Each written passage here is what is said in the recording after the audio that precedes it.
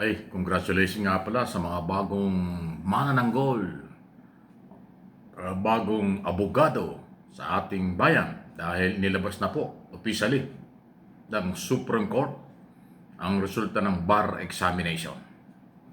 At, mukhang magandang percentage ha. Halos kalahati sa 11,000 na mga nag-take ng bar ay nakapasa.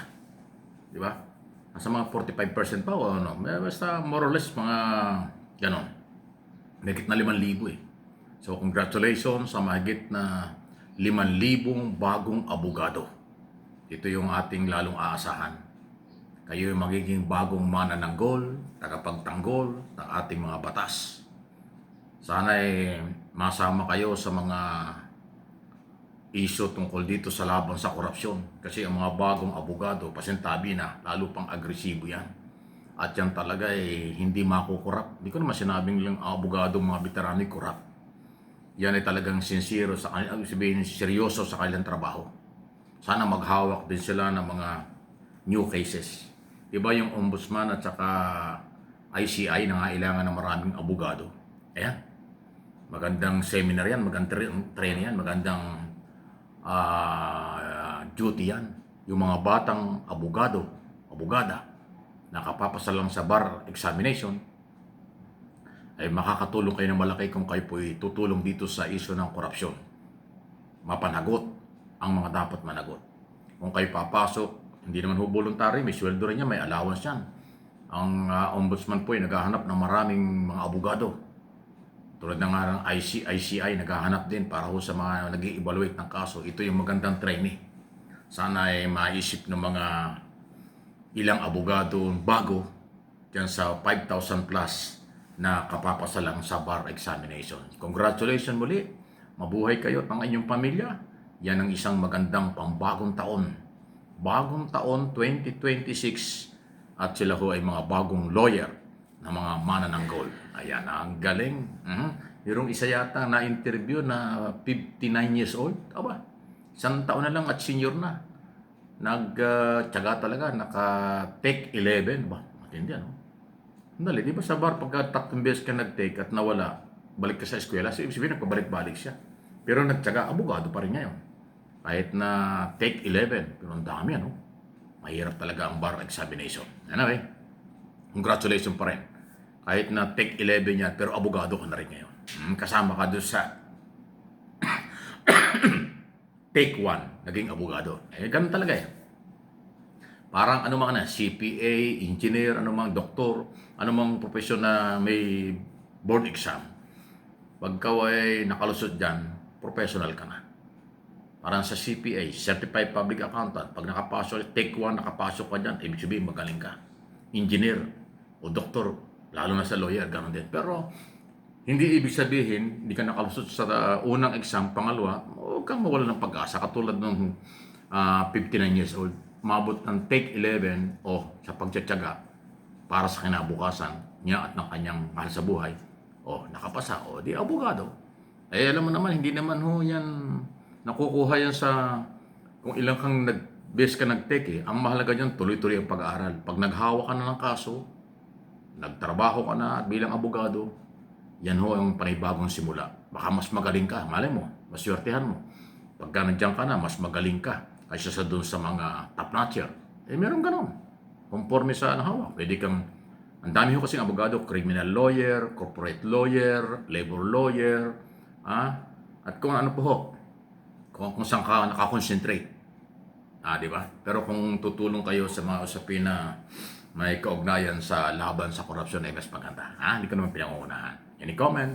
Salamat po sa inyo. Congratulations muli. Samantala, eto na. Nagsimula na po si General Torre as General Manager officially ng MMDA tulad ng ating sinabi.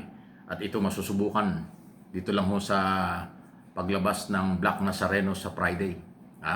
Kasi ho, yung kaagad-agad na paglilinis sa mga dadaanan, talagang bawal. Hindi pwedeng pakiusapan. Yung 70 to 80% na trabaho ng Metro Manila Development Authority ay ipinasa na kay General Torre as General Manager. Okay?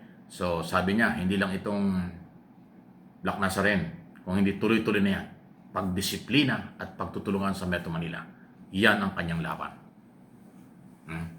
Pagdisiplina at pagtutulungan sa Metro Manila para sa kaayusan, sa traffic, sa peace and order, at marami pa. Pag naayos ni General Torre ang Metro Manila, panalo tayong lahat. At yung mga pasaway dyan, hindi ho nyo pwedeng subukan yung mamang yan. Pag sinabi niyang bawal yan, obstruction yan, ginagawa nyo, illegal yung tindahan nyo, illegal parking, double parking, o pasaway na barangay chairman, ay hindi uobre yan. Kaya nga ibinigay ng MMDA yung chairman, tin-over nila yung 80% na trabaho.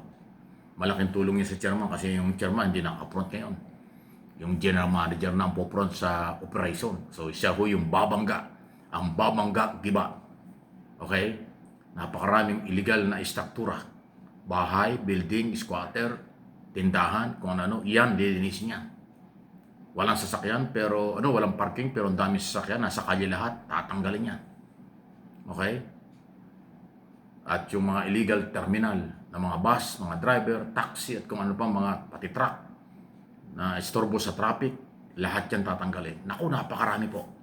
Dito natin makikita ang tapang at talino, prinsipyo, rule of law, napapairal po ng bagong pamunuan ng Metro Manila Development Authority. Sana suportahan 100% ng Metro Manila Mayor. Kasi sa laki po ng Metro Manila, pag hindi po nakontrol ang patuloy na pang-aabuso ng iba, ay lalong titindi ang traffic. Kaya naman po matraffic sa Metro Manila, kawalan ng disiplina ng ibang driver. Kawalan ng disiplina ng ibang may-ari na sasakyan.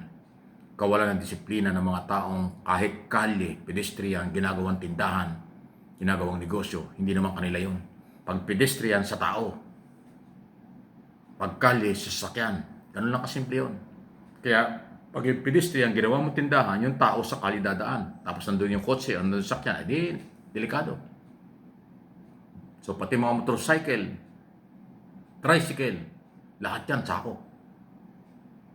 Akala ba nyo yung national mga public utility lang? Hindi po. Pati local, tricycle, motorcycle, bike, at kung ano pang mga pasaway sa kalye.